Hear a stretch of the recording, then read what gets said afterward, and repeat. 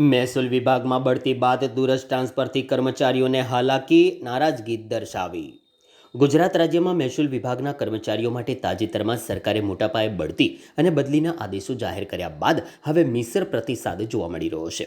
Revenue clerk તેમજ તલાટીઓને promotion મળતા ખુશી તો વ્યક્ત થઈ છે, પરંતુ સાથે જ દૂરના વિસ્તારોમાં ટ્રાન્સફર થતાં નારાજગી પણ સામે આવી છે। રાજ્યના 33 જિલ્લાઓમાં ફરજ બજાવતા કર્મચારીઓને બઢતી સાથે અન્ય જિલ્લાઓમાં બદલી આપવામાં આવી છે।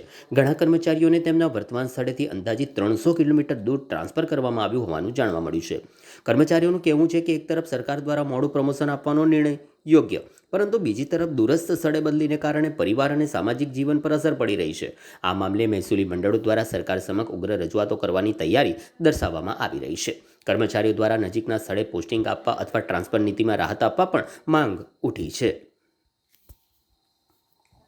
જિલ્લા ફેર થઈ છે એ અમે ઘણા સમયથી રાહ જોતા હતા કે પ્રમોશન આવે એટલે એની એક ખુશી બી છે, પણ સાથે સાથે હવે મન દુઃખની વાત એ છે કે જે તે વખતે 10 વર્ષ પહેલાં આજથી અમે મેરિટના આધારે જ જિલ્લો વતનથી દૂર પસંદ કરેલ હતો, અને હાલ અત્યારે આ પ્રમોશન આવ્યું તો અહીંથી બી દૂર અમે જઈ રહ્યા છીએ, એટલે એનું થોડુંક મન દુઃખ વધારે છે કે ભાઈ ઓલરેડી 10-11 વર્ષથી અમે અહીંયા સેટ થઈ ગયેલા હતા અને અહીંયા જગ્યા પૂરી હોવા છતાં અમને બીજા જિલ્લામાં ટ્રાન્સફર કરી દીધેલ છે, એટલે એ થોડુંક છે મન દુઃખ।